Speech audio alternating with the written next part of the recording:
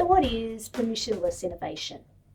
The term refers to an environment in which creators and entrepreneurs are free to develop and deploy new technologies, products and services without seeking prior approval from regulatory authorities. Many argue that this approach encourages rapid technological progress and it fosters a dynamic, competitive market that benefits consumers and the economy. When we're thinking about legal considerations for AI big data or for blockchain, then it's necessary to think about, should the legal consideration be that in fact we try and have as few laws as possible.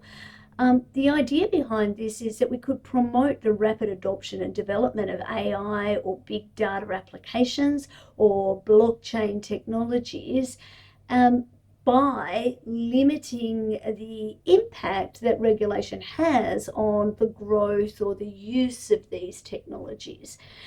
And it's an important question because as we don't know, we can't see what's happening in the future, it's really important to know, is there a benefit in stifling innovation in certain ways in order to protect against things that might go wrong in the future that we're anticipating? Or is it that by protecting against the things that we can envisage, that we can predict, we're just creating a whole lot of other risks as well, or instead, namely the risk that we don't exploit the technologies appropriately, or that other places, other jurisdictions with less defined legal systems basically just let these technologies abound without necessarily thinking about what the consequences are.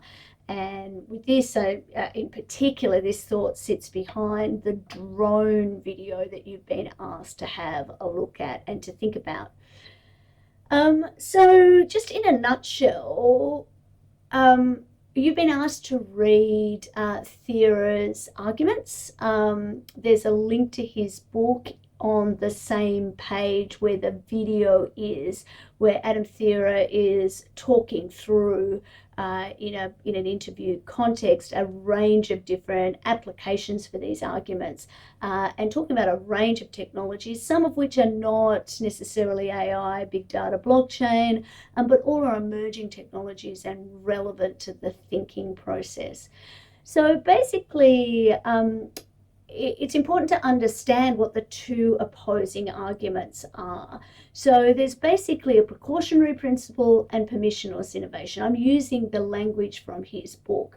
So the precautionary principle refers to the belief that new innovation should be curtailed or disallowed until developers can prove that they won't cause any harm to individuals, groups, specific entities, cultural norms, or various existing laws, norms, or traditions. Where permissionless innovation refers to the notion that experimentation with new technology and business models should generally be permitted by default, unless a compelling case can be made that a new invention will bring serious harm to society. The innovation should be allowed to continue unabated, and then if any problems arise, we can address them later. Now that's a massive oversimplification, but it's kind of consistent, I must admit, with the way that I've always seen the legal landscape. As a lawyer growing up, spending my early days doing a lot of work in the technology space and in financial product space, particularly in Asia, one of the things that I really kind of ended up resonating with me over time is that in many, particularly either socialist or communist countries, where the law is very much a command and control operation, what we would call a precautionary law, the underlying value appears to be we need to protect the people and the community and a set of values. And as a consequence, unless there is a specific law saying you can do something, most things are prohibited. Where in a Western democratic, so Australia, UK, US, which is where my experience is, in those kinds of environments, the proposition is more on the permissionless innovation side. It's not exactly the same always, but there is effectively the underlying value is we value growth and businesses. We value a stable environment for the economy to grow in. And as a consequence, unless there's a law that specifically says you can't do something, then you can give it a go until something goes wrong, in which case you're sued. The common law will then develop to create principles that will deal with a specific set of circumstances that gave rise to the wrong. And then also, if we're looking at it and thinking this isn't working out the way that we thought about it from a policy point of view, then regulation is developed. Now, that's a massive oversimplification, and I don't want to appear that I am making a judgment call here that one is better than the other. Now, Adam Thierer is clearly arguing in favour of permissionless innovation, and for the most part, a kind of, I want to say a conservative set of values, but the economic principles that have come through following Reagan and subsequently, kind of the more right wing, if I dare I say it, approach to thinking about the way the world should be tends to value less input by government, lower taxes, less services, less immediate protection than you might find in a left-wing, potentially socialist or communist set of ideology. Now, again, there's a long distance between the far right wing and the far left wing, absolutely, a big distance indeed. But that idea that on the left wing, we often see higher taxes, more services, more regulation around what people can or can't do with a kind of protective overlay. So the words nanny state are often used by people criticizing that approach, where in relation to the right-wing approach, you might see criticisms that talk about pursuit of the free market above the individual needs of individuals. And yeah, it's at the end of the day, I'm pointing this out because it's important that you find your own value piece here and decide what it is that you value, so that you can understand the language and think about it in the way that the academics and the politicians and the regulators that you agree with approach these questions, but also be in a position where you can make coherent arguments for or against the opposite approaches. So I don't want to spend too much time going through this. There are a number of arguments. You've only been asked to read chapter 1 of Thierer's book, but it's worth having a bit of a skim through the introduction if you have time. On the slide, for those of you playing along on your headphones in your ears, I've listed out the 5 key arguments that Thierer summarizes in the introduction. And basically talks about this. Firstly, if public policy is guided at every turn by fear of hypothetical worst-case scenarios and a precautionary mindset, then innovation becomes less likely. So that's his key argument. Secondly, he says wisdom is born from experience, including experiences that involve risk and the possibility of occasional mistakes and failures. In other words, failing is not of itself evil.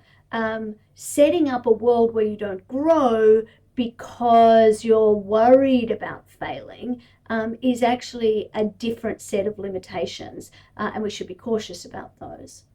Thirdly, not every wise ethical principle, social norm, or industry best practice makes wise public policy prescriptions. So just because it's good for you doesn't mean that it's good for everyone. Fourthly, the best solutions to complex social problems are almost always organic and bottom-up in nature. And again, he sends a number of arguments as to why it is better to solve the problem in the field than it is to imagine the problem and solve it before you've had it. And then lastly, when it comes to technology policy, permissionless innovation should, as a general rule, he argues, trump precautionary principle thinking. Permissionless innovation, he argues, is not an absolute disposition that denies any role for government. Rather, it's an aspirational goal that stresses the belief of pushing innovation and as the best default position to begin debates about technology policy. The burden of proof should be on those who favour preemptive proportional controls to explain why ongoing trial and error experimentation with new technologies or businesses should be disallowed. Now, the lawyers amongst you, the law students amongst you, will be used to this idea of burden of proof. Often lawyers use this language when we're talking about when you get to court, who has the responsibility for proving a set of facts. So as a general rule, if you are a plaintiff in a case, in other words, you are alleging that some wrong has been done to you, it is your job you have the burden of proof to demonstrate that that wrong has in fact been suffered. We've talked a few times in class about where the regulatory impact has changed the burden of proof. So for example, Australia's unfair contract rules that sit in the, unfair contract law, which sits inside the Australian Competition and Consumer Law, puts the burden of proof on the supplier to demonstrate that their terms of supply are not a standard form contract. And the reason for that is it is much easier for a supplier who supplies many people to demonstrate that there are many different contracts than it is for a person who receives supply to demonstrate that that supplier only uses the one contract.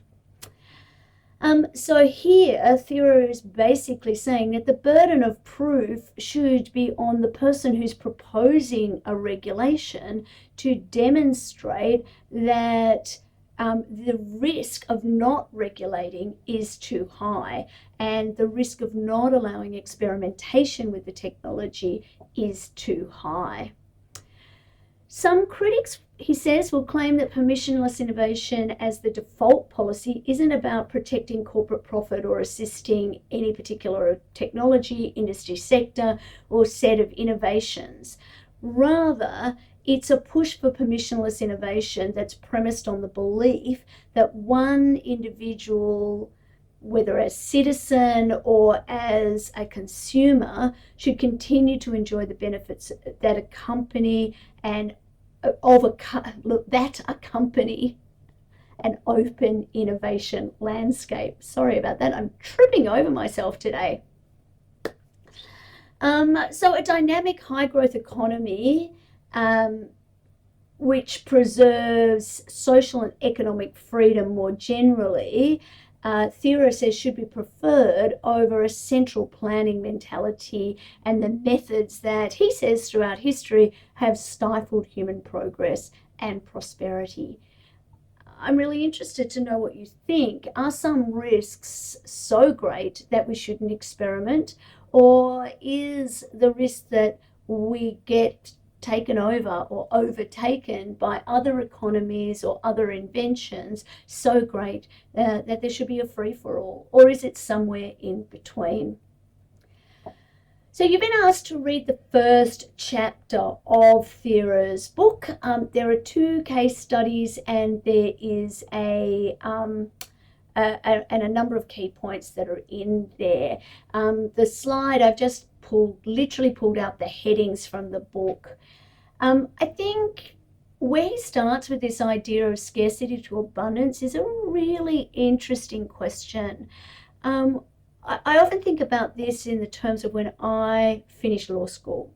When I first finished law school and worked in law firms, it wasn't easy to get information about what the law was at all. Most law firms looked a little bit like the Tom Smith library that you may have been into in GSBL Building 13. Beautiful bound leather books, but they were one-off. They could be presented in that beautiful way because only a small handful of them were made. And basically, there was this barrier to entry in even knowing what the law was. You had to get your hands on the statutes, you had to get your hands on the cases. And of course, then you had the training that you did at law school, which meant that you knew how to read them and make sense of them. Let's face it, the barrier to entry is significantly lower now. Not only do we not have not only is it easy to find what the law is, it's all online now. Control F, Command F is our friend. We can find anything that we are looking for, but we're now seeing AI that is making sense of that law at a level that we've never seen before. And so over time, the nature of what it is that we do with the information has become so much more important than how we find it. The case study that he refers to here, or the example he refers to here, is the early days of the internet, where MIT students were warned not to use ARPANET for commercial or personal purposes. He was basically saying that, or demonstrating that, until Clinton in 1997 basically refined the approach, the policy approach to dealing with the internet or ARPANET was effectively seen as a tool for government purposes only, limiting its use and limiting its potential. Where this kind of soft touch approach to developing the internet, which we've spoken about in an earlier class, really opened up our understanding of what the possibilities were and created a whole new approach to dealing with the internet. Ultimately, a key part of Thierer's argument is that there are limits to how much policymakers can influence cultural attitudes and values. To the extent that they hope to foster the positive factors that give rise to an expanded entrepreneurial opportunity, policymakers should appreciate how growth-oriented innovation policy begins with specific disposition towards technological change. He quotes historian Joel Mokyr, I think is how you say his name, who said, and I think this is quite beautiful, technological progress requires, above all, tolerance towards the unfamiliar and the eccentric. Sounds a bit like navigating every day in the world of AI for us at the moment.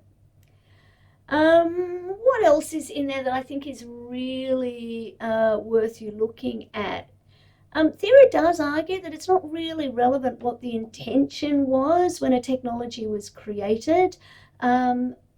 Because if we think too much about that, we're restricting the use of the technology and limiting the ability of creative, clever people to find new uses that make the world easier to navigate. So if we are thinking too much about what that technology was built to do and trying to regulate that, we could end up in a world pain when we're thinking about the other things it might regulate.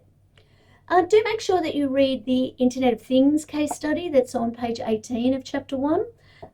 He quotes in that a number of really interesting statistics, especially around the projections for growth and his ideas about what the most likely significant impacts will be in healthcare, energy, transportation, and retail services. He basically argues that policymakers need to foster the growth of Internet of Things to get this next technological revolution off to a fast start. They'll need to resist the temptation to boost policy on worst case thinking and instead embrace a permissionless innovation model.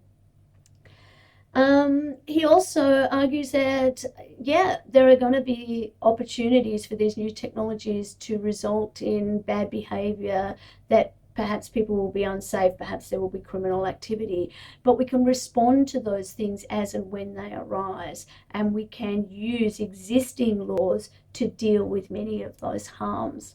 Be really interested to hear what you think about it, and it'll be part of what we'll talk about in the tute, where you can share your questions, concerns, frustrations, and of course your compliments. In the next video, we're going to talk a little bit more about Lawrence Lessing and Lessig, I should say, and regulation as a multimodal concept. I'll see you there.